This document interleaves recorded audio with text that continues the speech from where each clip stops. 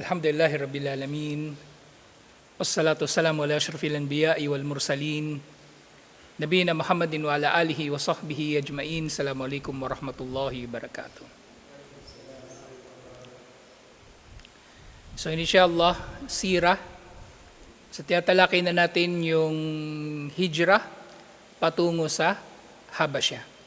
So inshallah, hijrah patungong Habasya. So itong hijrah nga patungong Habasya, iniutos ito ni Propeta Muhammad sallallahu alaihi wasallam nung matindi na yung pang-aapi ng Quraysh sa mga Muslim. At dalawang batch ito. Nangyari ito ng dalawang batch.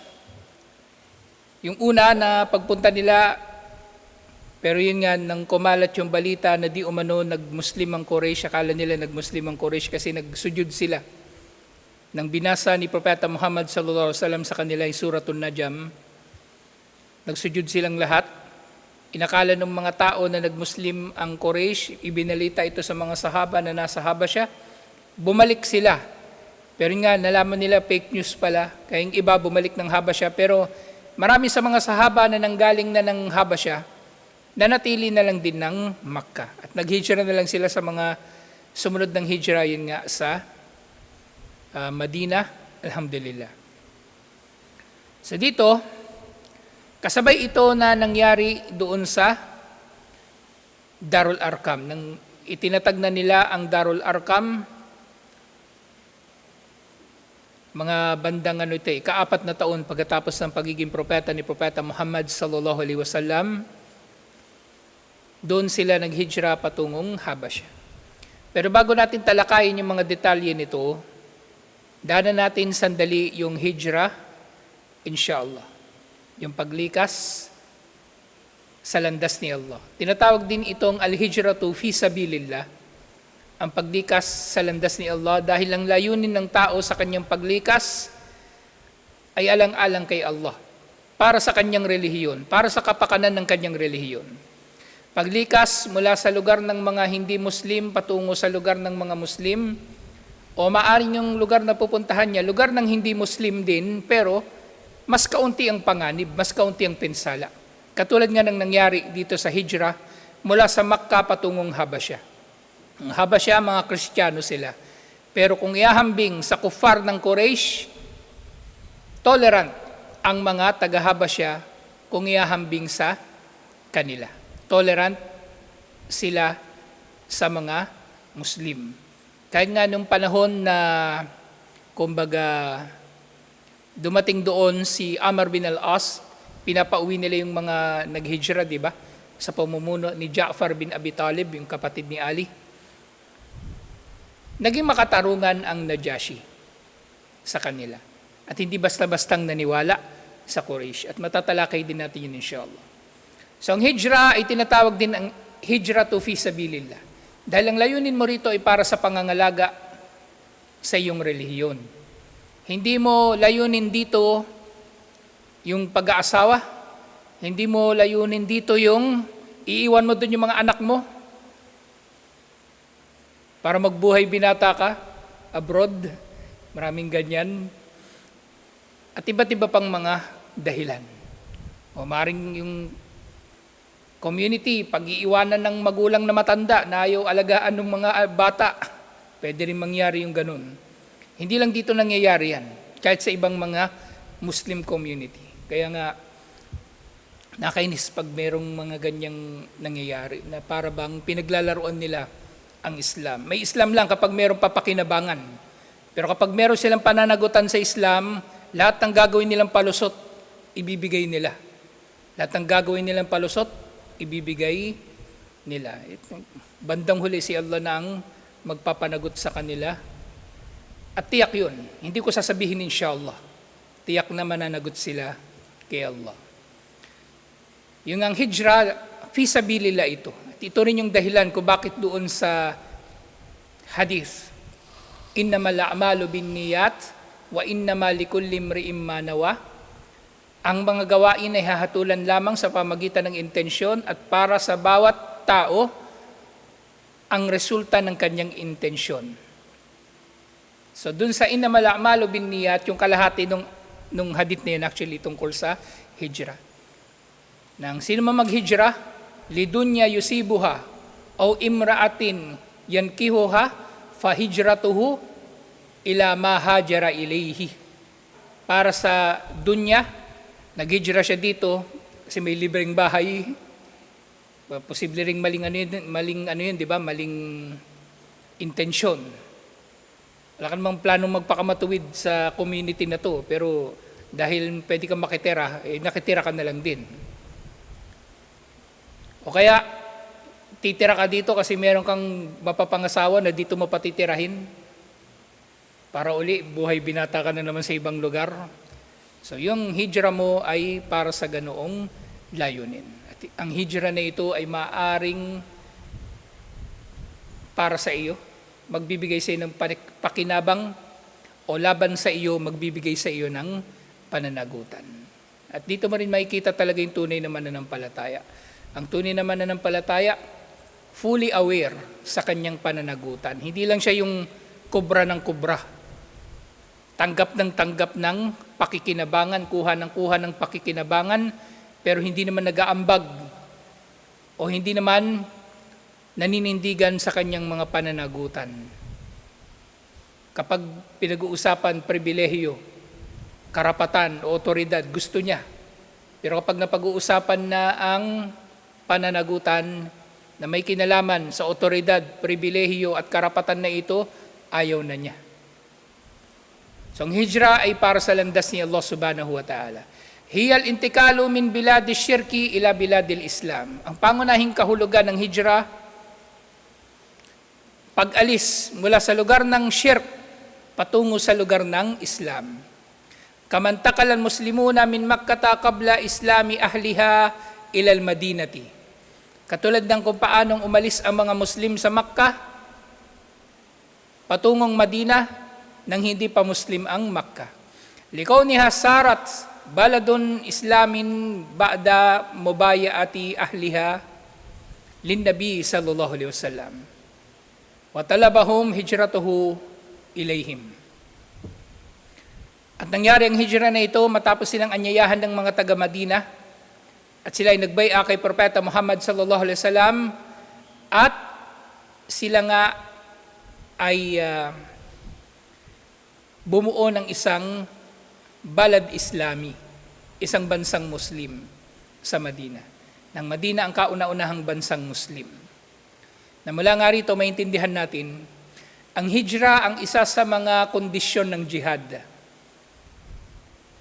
Kung titingnan natin ang sira, kasaysayan ni Propeta Muhammad sallallahu alaihi wasallam. Nasa Makkah sila, hindi sila nag-jihad. Inaapi sila, hindi sila nag-jihad. Inaapi sila nung ginawa nila, nag-hijrah. At pagkatapos mag-hijrah, nagtatag ng bansang Muslim.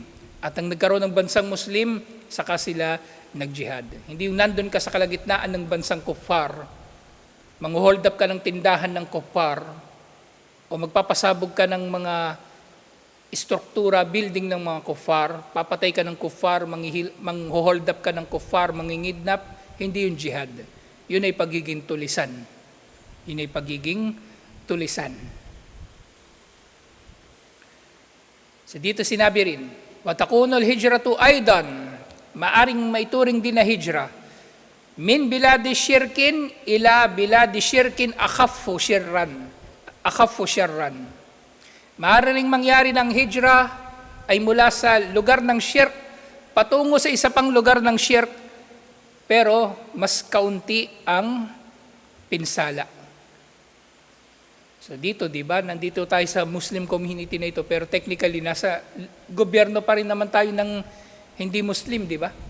Pero kahit papaano dito, mas kaunti ang pinsala sa ating relihiyon kung ihahambing sa ating magiging kalagayan kung nananatili tayong nakatira sa lugar ng mga hindi Muslim. May nagbibidyoke, may adik, may lasing, may palaaway. Pwede tayo makipagpatayan doon, kaya natin kung tutuusin. Pero ayaw natin yung ganun, naiinis tayo sa kanila, sa itsura pa lang nila, tsaka gusto natin ng katahimikan. Kaya nandito tayo na nagtitiis kahit medyo liblib ng lugar natin o hindi tinatangkilik. Napagkakaitan tayo ng ilang mga economic opportunities at mga professional opportunities. Kasi nga, malayo tayo masyado kumbaga sa ibang mga lugar na naroon ng biyaya, ilang mga biyaya, pero hindi natin yun ipagpapalit sa biyaya na nakakamit natin dito. Alhamdulillah. Naranasan niyo naman tumira sa lugar ng kuffar, di ba? Pag New Year, pag Pasko, pag Fiesta, minsan nga kahit ano lang tuwing Sabado, pag araw ng sweldo, yung mga construction worker, di ba? Yung tatay ko kasi contractor yun. Pag Sabado, ang ingay talaga sa bahay. Kami yung pinakamaingay doon sa Tondo, sa barangay namin. Lakas ng video ko doon, walang nagre-reklamo. So, ingay, di ba? Dito, alhamdulillah. So, tahimik naman dito. Alhamdulillah. So, hindi natin ipagpapalit ito. So, maaaring ganun din ang hijra. Hijra din ito na maituturing. Yun nga, ila biladi syirkin akafu syarran, patungo sa bayan ng mga musyrik pa rin, pero mas konti ang pinsala. Wakallu khataran, mas konti ang panganib alal muslim. Mas konti ang panganib para sa mga muslim. Kama hajara ba'dal muslimina min Makkah bi amrin Nabi sallallahu alaihi wasallama ila biladil Habasha. Katulad ng kung paanong lumikas yung mga taga Makkah na mga Muslim sa utos ni Propeta Muhammad sallallahu alaihi wasallam patungo sa Habasha. Yung mga tao sa Habasha, musyrik din, di ba? Kristiyano sila. Pero mas kaunti ang pinsala doon kung ihambing sa pinsala na nararanasan nila sa Quraysh, alhamdulillah. At yun nga, pagdating nila doon bandang huli, nag-Muslim pa pala ang Najashi. Rahimahullah. Al-hijratu min biladil kufri yaktalifu hukmuha bi ikhtilafi halil insani wa mada qudratihi alal hijrati wa ala idhari dinihi hunak. Ang hijra daw mula sa mga lugar ng mga hindi Muslim ay maaring magkakaroon ng iba't ibang hukom, iba't ibang hatol. Depende sa kakayanan ng Muslim na maghijra at kakayanan niya na isabuhay ang kanyang relihiyon doon sa lugar na pinanggalingan niya. Yan yung mga factor. So, hotel nga nang binanggit ko nung nakaraan, marami sa mga Muslim sa Makkah hindi sila naghijra. Kasi hindi madali maghijra. Iiwan mo yung yaman mo, iiwan mo yung pamilya mo. Paano kapag meron ka magulang na may sakit? Hindi mo rin yun basta-bastang may iwan. Fatajibul hijra alaman ajza an idhari dinihi wastata'a al-hijra. Wajib ang maghijra para sa sino man na nahihirapan na isabuhay ang kanyang relihiyon doon sa kanyang lugar na pinanggalingan at kaya naman niya na maghijra. Nahihirapan siya sa iba't ibang mga kadahilanan. Not necessarily pinagbabawalan ka magsala. Kasi doon pa lang sa kalagayan na nabubulabog ka sa iyong sala o malayo ang masjid bilang halimbawa o maaring mapanganib ang lugar ninyo kasi maraming adik o ano paman, maraming lasinggero. Mas mainam na yung hijra kung kaya mo naman talaga na maghijra. At sa ganitong pagkakataon, wajib ang maghijra inshallah.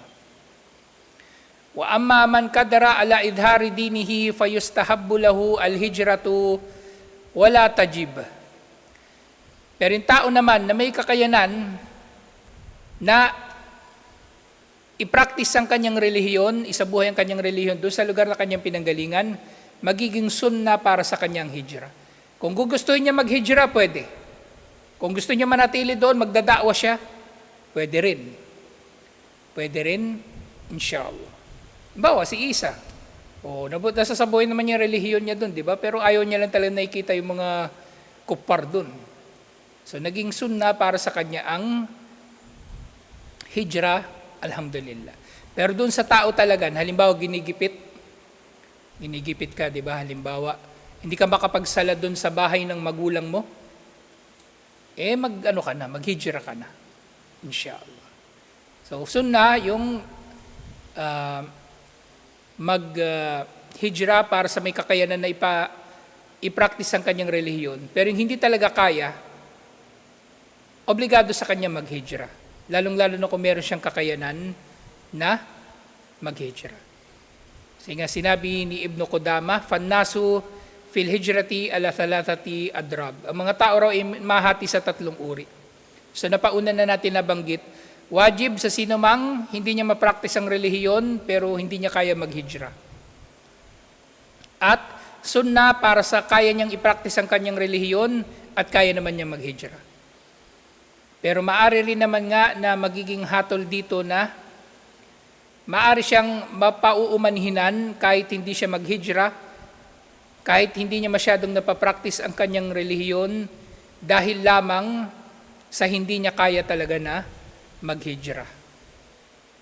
Dahil sa hindi niya talaga kaya na maghijra. So ito yung 3 na mga sitwasyon o kalagayan na ang tao depende, iba't ibang kalagayan ng tao depende sa kanyang kalagayan. O hukom sa kanya tungkol sa hijra depende sa kanyang kalagayan, alhamdulillah.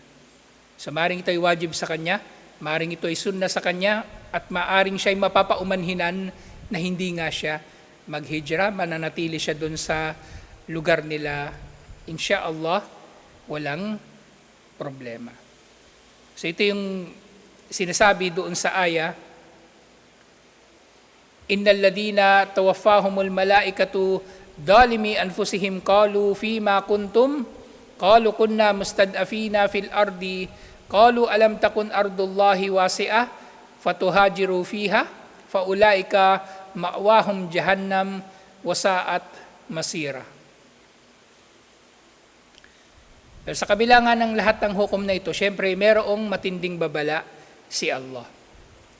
Sinasabi niya, tunay na yaong mga kukunin ng kanilang mga kaluluwa ng mga anghel, kapag kukunin na ng mga anghel yung kanilang mga kaluluwa habang sila ay sa kalagayan na inaapi nila ang kanilang mga sarili.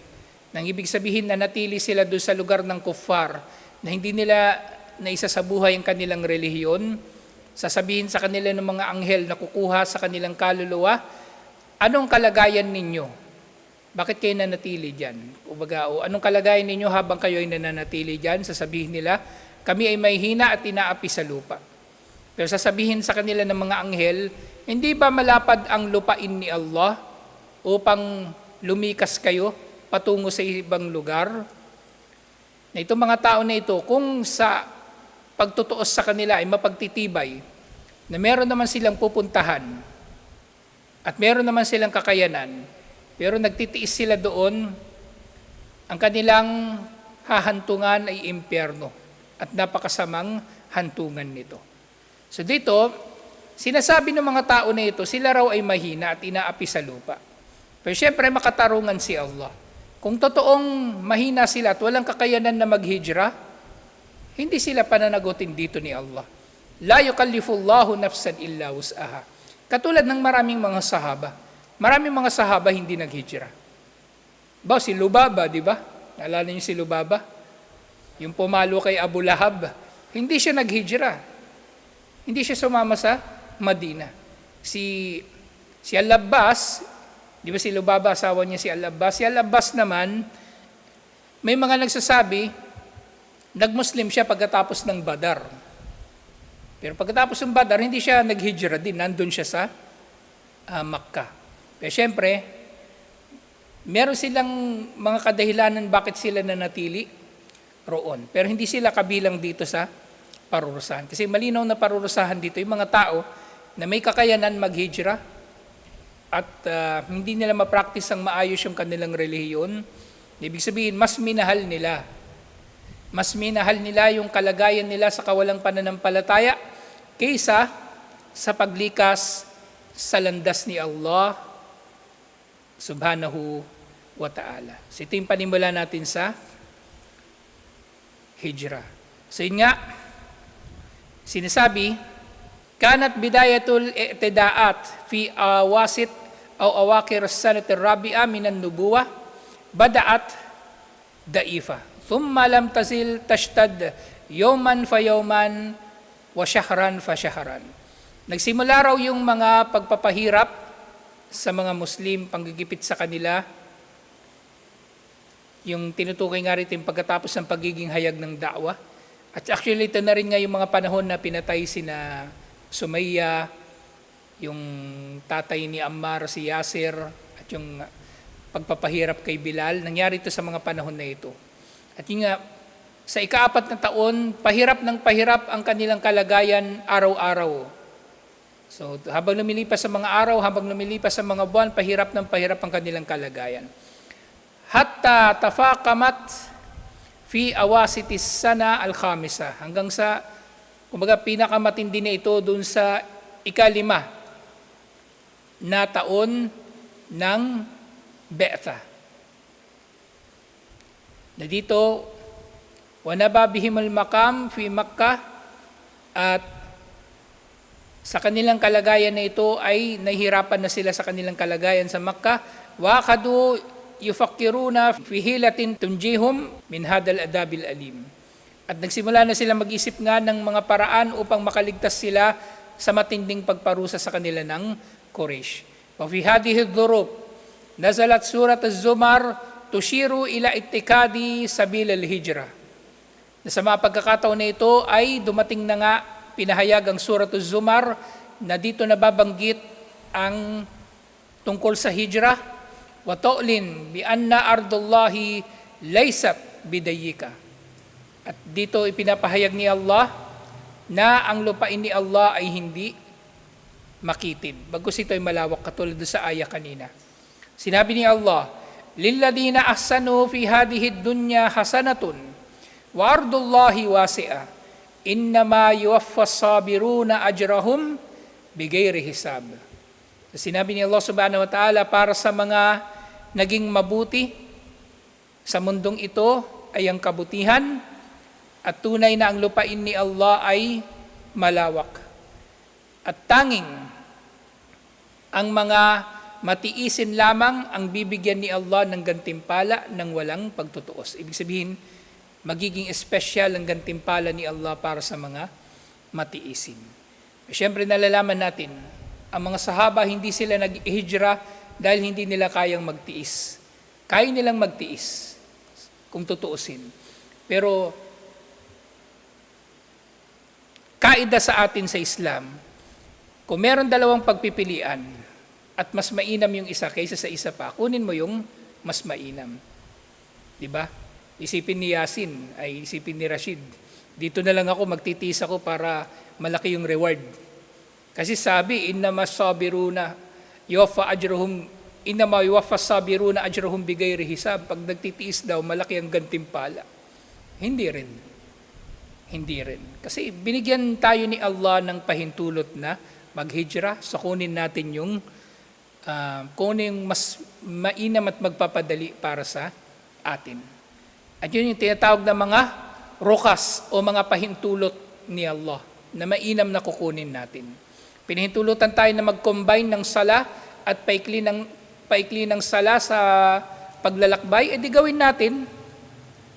Kaysa naman, maaabala tayo nung pagsasala pa rin ng 4 na rakaa sa sala. Pinahintulutan tayo ni Allah na magkaroon ng ilang mga trabaho na mubah, o di gawin natin dahil sa pagpapahintulot ni Allah. Hindi kabanalan sa Islam ng tao ay magpapahirap sa kanyang sarili. Kaya nga sa Islam walang penitensya.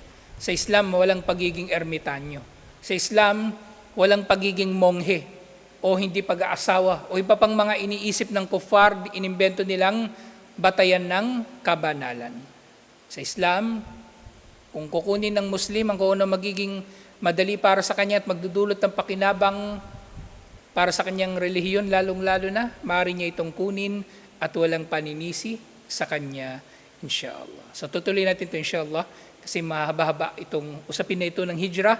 Sa Habasha, marami tayong matututunan na usapin dito, lalong-lalo na doon sa pag-uusap ni na Ja'far, ni Amr bin al-As, at ng Najashi, nung nagharap-harap na sila doon sa korte nung Najashi. Nandun din sa Omar series, At nandun din yun doon sa pelikula, yung The Message, na i-portray yun doon. Pero mas matatalakay pa natin ito ng mas malalim at mas malawak, inshallah. Tutuloy natin ito, inshallah. Assalamualaikum warahmatullahi wabarakatuh.